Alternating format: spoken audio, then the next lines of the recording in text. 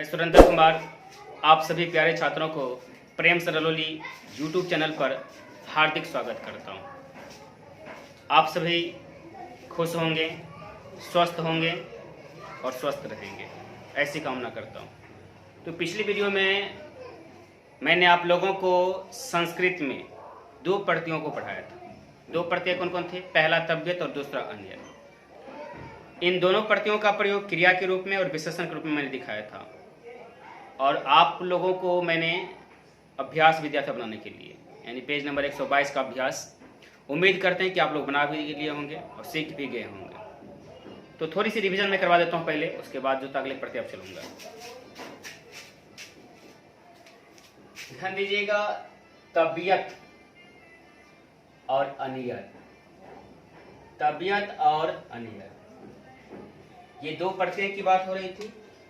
तो तबियत और अनियत, ध्यान दीजिएगा, ये तबियत और अनियत। तो क्या है तबियत और अनियत? आपको क्या बोले थे? ये तबियत में क्या हो जाएगा? ये तब किसी भी धातु में लग जाएगा, तो हालत में लगेगा। और अनियर में क्या हो जाएगा? निय जो होता है किसी भी धातु में लग जाएगा। उदाहरण जो था ध्यान दीजिएगा, जैसे पठ प्लस तबियत, पठ प्लस तबियत, इससे एक धातु रूप बन जाएगा। क्या हो जाएगा? पठितव्य। इसका हिंदी अर्थ होता है पढ़ने योग्य या पढ़ना चाहिए। दूसरा पठ प्लस अनियत, पठनीय, इसका भी हिंदी अर्थ होता है पढ़ने योग्य या पढ़ना चाहिए। ध्यान दीजिएगा, ये अभी किसी भी लिंग में नहीं है, ये अभी किसी भी लिंग में नहीं लिखा हुआ है।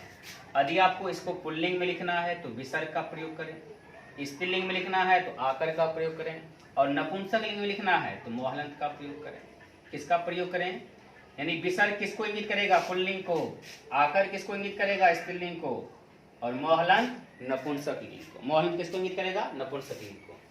ठीक उसी प्रकार इसमें यदि आप विसर्ग लगा दें तो पुल्लिंग को, और आकर की मात्रा लगा दें स्त्रीलिंग, मोहलंत लगा दें नपुंसक लिंग। लेकिन ध्यान दीजिएगा, मैंने क्या बोला था, इसमें कर्म के अनुसार क्रिया होती है। एक दो वाक्य समझ जाइए। जैसे आपको सदग्रंथ पढ़ना चाहिए, आपको सदग्रंथ पढ़ना चाहिए। ध्यान दीजिएगा, आपको सदग्रंथ पढ़ना चाहिए। तो सबसे पहले आपको सदग्रंथ पढ़ना चाहिए। यहाँ पर उदाहरण देखिए थोड़ा सा, आपको सदग्रंथ पढ़ना चाहिए। तो आपको का क्या होता है? भवता। क्या होता है? भवता। ठीक है, भवता ये तृतीय व्यक्ति एक वचन, क्योंकि मैंने बोला था कर्ता में तृतीय व्यक्ति होती है, कर्म में प्रथमा व्यक्ति होती है, और क्रिया कर्म के अनुसार होती है। क्रिया कर्म के अनुसार होती है। तो भवता हो गया। सदग्रंथ, तो सदग्रंथ कर्म हो गया, इसमें प्रथमा व्यक्ति, तो सदग्रंथा हो जाएगा। अब इस सदग्रंथा के बाद जो होता है, आप यहां पर क्या लिखेंगे? पठितव्यः लिखेंगे तो भी सही होगा, और पठनीयः लिखेंगे तो भी सही होगा। पठितव्यः लिखेंगे तो भी सही होगा, पठनीयः लिखेंगे तो भी सही होगा। ठीक है ना? यदि हम ये बोल देंगे कि तुम्हें काम करना चाहिए, तुम्हें काम करना चाहिए। ध्यान दीजिएगा, तुम्हें काम करना चाहिए, तुम्हें काम करना चाहिए, तो यह मतलब होता है तुम्हें, ये क्या हो गया? काम करने वाला। तो काम करने वाला क्या होता है? कर्ता कारक, और कर्ता कारक में कौन सी व्यक्ति होती है? तृतीय व्यक्ति। तो यहाँ हो जाता है त्वया। अब काम क्या हो गया? कर्म हो गया। कर्म में कौन सी व्यक्ति है? प्रथमा। तो यहाँ हो जाएगा कार्यम। क्या हो जाएगा? कार्यम। अब बताइए, इसको भी जो था दो तरह से बनाया जाएगा। या तो आप यहाँ पर कर्तव्यम लिख देंगे, ठीक है, कर्तव्यम लिख देंगे, या तो करनिया लिख देंगे, या तो कर्तव्यम या तो करनिया। अब थोड़ी सी ध्यान दीजिएगा, कर्तव्यम लिखने का अर्थ क्या होता है? कर्तव्यम लिखने का अर्थ ये होता है कि यहाँ पर कर्म किस लिंग में है? नपुंसक लिंग में। तो क्रिया भी किस लिंग में होना चाहिए? नपुंसक लिंग में। यहाँ पर देखिए गलती हुई थी थोड़ा सा, नपुंसक लिंग होना चाहिए, मोहलंत होना चाहिए।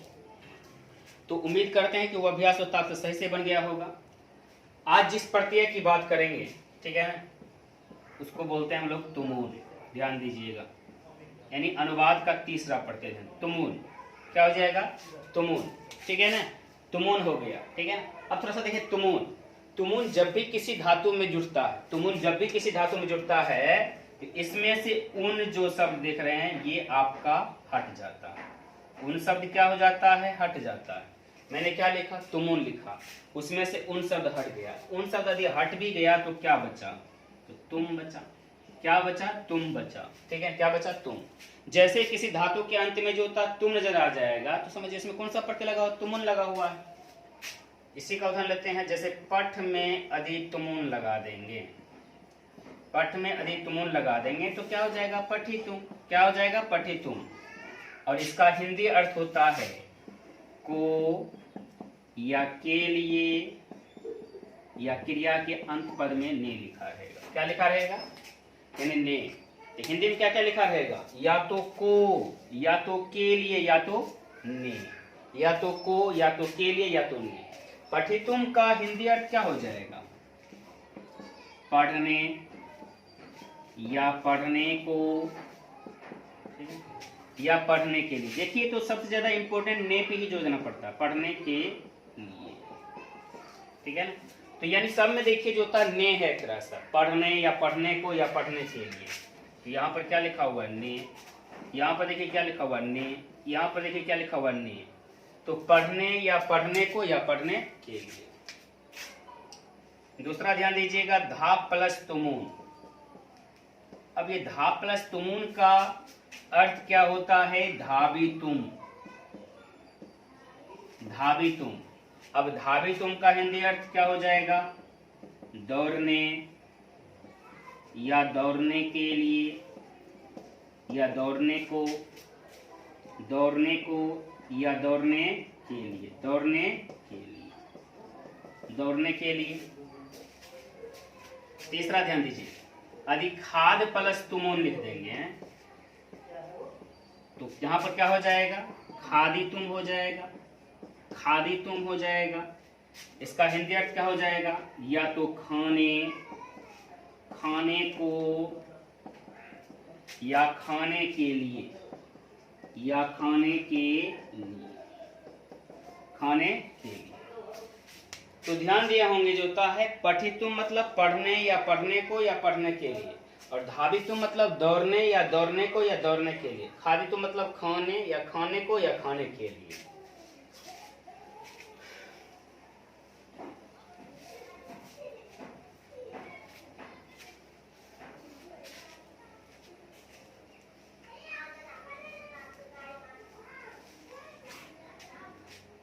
ध्यान दीजिएगा। अब इसको जो थोड़ा सा अनुवाद के रूप में बनाते हैं तो अनुवाद हो जाएगा, वह पढ़ने जाता है, वह पढ़ने जाता है। तुम दौड़ने आते हो, दौड़ने के लिए आते हो, तुम दौड़ने के लिए आते हो, तुम दौड़ने के लिए आते हो। तीसरा, मैं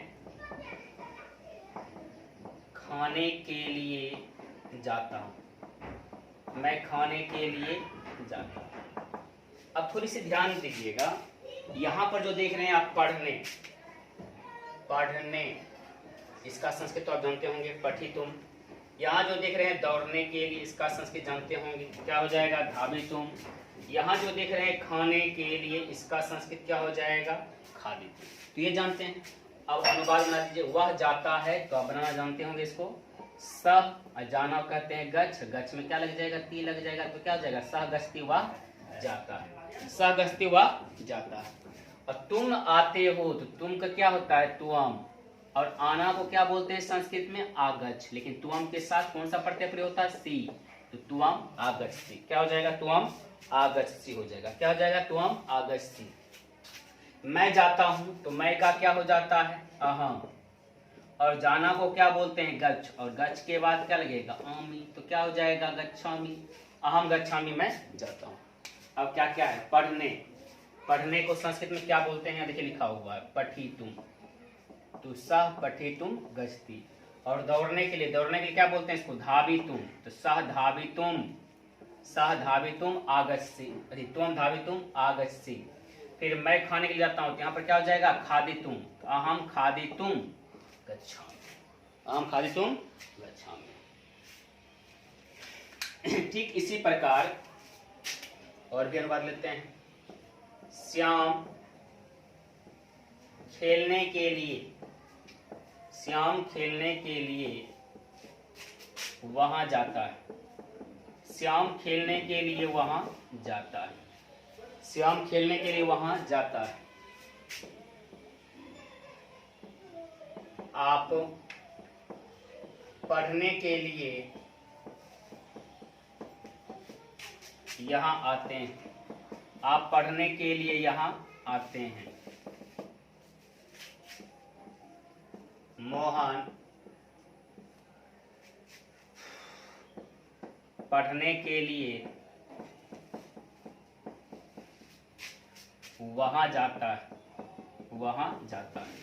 यानी बिल्कुल आसान सा आसान अनुवाद पहले सीखिए, आसान सा आसान अनुवाद। ध्यान दीजिए, सबसे पहले श्याम खेलने के लिए वहां जाता है तो आप क्या बनाएंगे, यहां लिखेंगे श्याम यानी श्यामा, पुल्लिंग है तो विसर्ग का प्रयोग करेंगे। उसका खेलने के लिए, खेलना का संस्कृत क्या होता है, या तो क्रीड या तो खेल, या तो होता है क्रीड या खेल, और उसमें तुम लग जाएगा तो क्या हो जाएगा, क्रीडितुम, क्या हो जाएगा, क्रीडितुम। तो क्या हो जाएगा, श्यामा क्रीडितुम, और वहां जाता है तो तत्र जाना क्या कहते हैं, गच्छ, गच्छ में ती लग जाएगा तो क्या हो जाएगा, गच्छति। तो क्या बना इस प्रकार, श्यामा क्रीडितुम तत्र गच्छति। आप पढ़ने के लिए यहाँ आते हैं तो आपका संस्कृत क्या होता है, भवान, और पढ़ने के लिए तो हो जाएगा पठितुम। यहाँ आते हैं तो अत्र, आना को बोलते हैं संस्कृत में आगच्छ, आगच्छ में क्या लग जाएगा, ती। बहुत बच्चे लगा देते हैं अंति, गलत हो जाता है, ऐसी बात नहीं करना है लोगों को। भवान पठितुम अत्र आगच्छति, मोहन पढ़ने के लिए वहां जाता है तो मोहना, मोहना पठितुम, मोहना पठितुम तत्र, और गच्छ मतलब जाना, इसमें ती लगा देंगे तो क्या हो जाएगा, गच्छति हो जाएगा, बन गया। इन अनुवादों को आप जितना प्रैक्टिस करेंगे उतना सही रहेगा। अनुवाद को प्रैक्टिस कीजिए, ठीक है ना। इस पर आधारित जो है 10 और अनुवाद बनाया कीजिए, पहले आप इसे लिख लें।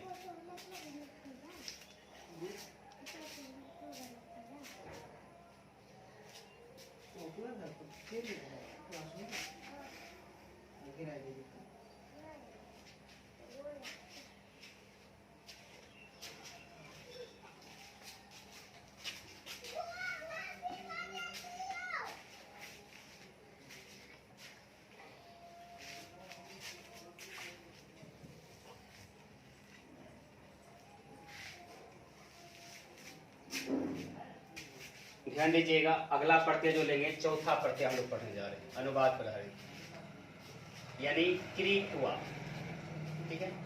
कृत्वा यानी जब एक काम करने के बाद, जब एक काम करने के बाद दूसरा काम करते हैं तब इस प्रत्यय का प्रयोग होता है, कृत्वा। ध्यान दीजिएगा, ये कृत्वा प्रत्यय जो लिखा हुआ कृत्वा यानी होता है कृत्वा, ठीक है। थोड़ा सा ध्यान दीजिएगा, कृत्वा इसका भी हिंदी अर्थ होता है खुद में अपने आप में, ठीक है। इसके कृत्वा को जो होता है याद रखिएगा, हम लोग क्या बोलते हैं, क्री प्लस अक्तुआ, क्या बन जाता है, कृत्वा। इसमें प्रत्यय में क्या हो गया, अक्तुआ, क्या हो गया, अक्तुआ, क्या हो गया, अक्तुआ। तो कृत्वा मतलब जो होता है करके, ठीक है। कृत्वा का अर्थ क्या हो जाता है, करके, ठीक है। कोई काम करके या कर कर, ठीक है ना। कोई काम कर, जैसे पढ़ कर, लिख कर, बोल कर, ठीक है। देखिएगा थोड़ा सा उदाहरण, उदाहरण हम लोग समझेंगे। उदाहरण में क्या लिखेंगे, पठ में अधि अक्तुआ लगा दिए, पठ में अधि अक्तुआ लगा दिए, तो बताइए क्या बनेगा, पठितुआ। पठितुआ का मतलब पढ़कर, ठीक है, पढ़कर, ठीक है ना। दूसरा नंबर, खाद प्लस अक्तुआ, तो बताइए क्या हो जाएगा, खादितुआ। खादितुआ मतलब क्या हो जाता है, खाकर। खादितुआ मतलब क्या हो गया, खाकर। धाव प्लस अक्तुआ, ठीक है, तो क्या हो जाएगा, धावितुआ। धावितुआ मतलब दौड़ कर, दौड़ कर। धावितुआ मतलब दौड़ कर। अब बद प्लस अक्तुआ, बदितुआ, बदित्वा मतलब क्या होता है? बोलकर। बदित्वा का अर्थ क्या होता है? बोलकर। बदित्वा का अर्थ क्या होता है? बोलकर। गम प्लस अक्तुआ यानी गतुआ। गतुआ का अर्थ क्या होता है? जाकर। गतुआ का अर्थ क्या होता है? जाकर। गम प्लस अक्तुआ गतुआ मतलब जाकर। अब देखिए इसी 5 को प्रैक्टिस करते हैं अनुवाद को लेकर, ध्यान दीजिएगा। तो उदाहरण पहले समझिए, इस पे अनुवाद कैसे हो जाएगा। अनुवाद के उदाहरण जो होता है, जैसे वह पढ़कर आता, वह पढ़कर आता है। वह पढ़कर आता है, पहले वह आता है क्या बनाते हैं? सह आगस्ती। वह आता है क्या बनाते हैं? सह आगस्ती, और सह आगस्ती बना देते हैं। इसी तरह पढ़कर है तो क्या लिख देंगे? पठितुआ। इसका क्या बनेगा अनुवाद? स पठितुआ आगच्छति। सह पठितुआ आगच्छति। सह पठितुआ आगच्छति। दूसरा नंबर देखिए, तुम खाकर जाते हो। तुम खाकर जाते हो, ध्यान दीजिएगा। तुम खाकर जाते हो तो यहां पर क्या हो जाएगा? तुम खाकर जाते हो। तुम का क्या होता है? तुम, और खाकर का खादित्वा, और जाते हो तो गच्छ में सी लगा देंगे तो क्या हो जाएगा? गच्छति। क्या हो जाएगा? गच्छति। ठीक है, तुम के साथ किस प्रत्यय प्रयोग होता है? सी का, लट लकार में। उसके बाद जो होता है, वह दौड़कर, वह दौड़कर आता है। वह दौड़कर आता है तो क्या हो जाएगा? सा। और दौड़कर को संस्कृत क्या बोलेंगे? धावित्वा। आता है तो बताइए क्या हो जाएगा? आगच्छति। क्या हो जाएगा? आगच्छति। आगच्छति। आगच्छति। मोहन बोलकर पढ़ता है। मोहन बोलकर पढ़ता है। मोहन बोलकर पढ़ता है तो क्या बनेगा? मोहना बदित्वा पठति। क्या हो जाएगा? पठति। मोहना बदित्वा पठति। तुम वहां जाकर यहाँ आते हो। तुम वहां जाकर यहाँ आते हो। तुम वहां जाकर यहाँ आते हो तो पहले क्या हो जाएगा? तुम, वहां तो तत्र, जाकर तो गत्वा, और यहाँ आते हो तो क्या हो जाएगा? अत्र। आगच्छसि। आगच्छसि। इस तरह के अनुवाद जो होता है आपको जो होता है अभ्यास के रूप में मिलेगा। जैसे आप बनाइएगा तो पूर्ण रूपेण सीख जाइएगा। पहले आप इसे लिख लें।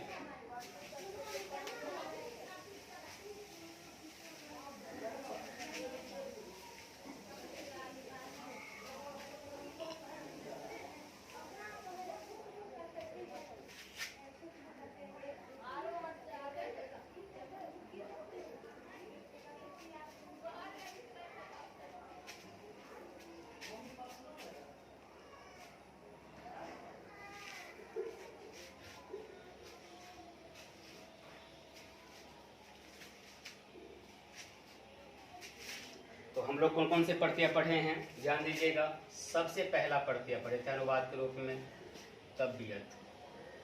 दूसरा क्या पढ़े थे? अनियर। तीसरा क्या पढ़े थे? तुमून। ठीक है। चौथा क्या पढ़े थे? अक्तुआ। चौथा क्या पढ़े हैं? अक्तुआ। यानी तबियत, अनियर, तुमून, अक्तुआ। तबियत और अनियर, इन दोनों का अर्थ चाहिए या योग होता है। चाहिए या योग होता है।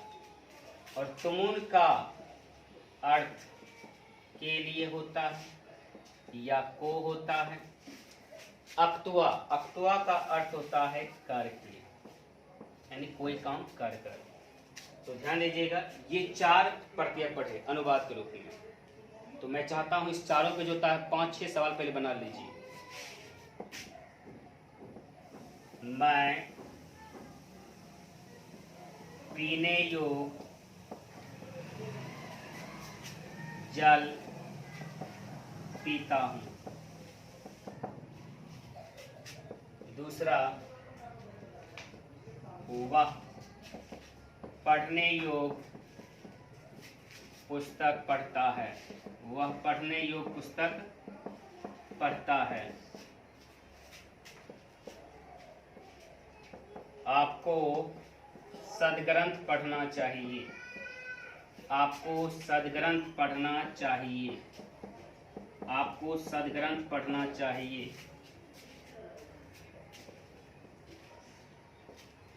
तुम्हें काम करना चाहिए। तुम्हें काम करना चाहिए। तुम्हें काम करना चाहिए। मोहन पढ़ने के लिए जाता है। मोहन पढ़ने के लिए जाता है।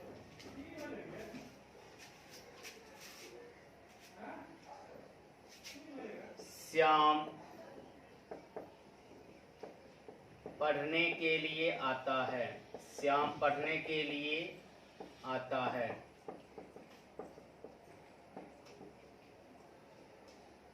वह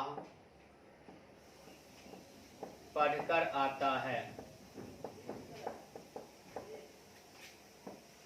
वे लोग खाकर जाते हैं।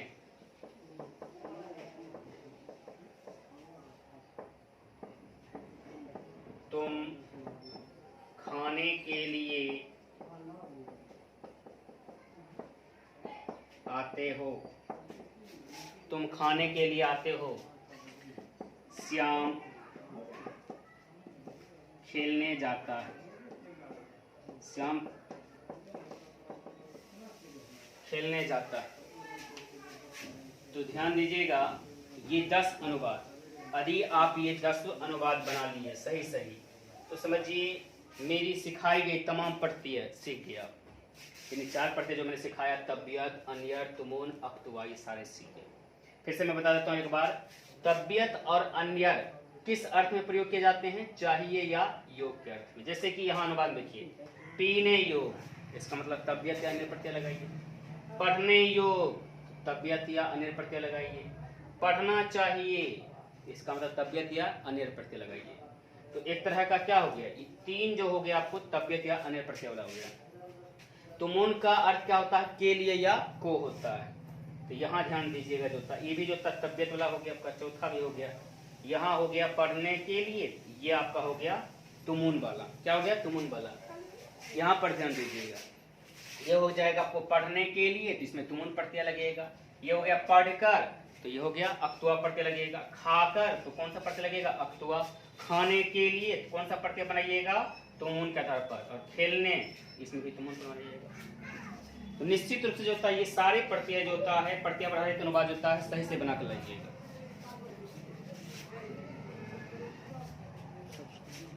तो ध्यान दीजिएगा, ये सारे अनुवाद बना करिएगा। और एक चीज कहना चाहेंगे, खुशियां बहुत मनाई गई है। खुशियां बहुत मनाई गई है, अब कोई ना कोई मंदिर जाना चाहिए। खुशियां बहुत मनाई गई है, अब कोई ना कोई मंदिर जाना चाहिए। घंटी जैसे तैसे नहीं, बल्कि सही से बजाना चाहिए।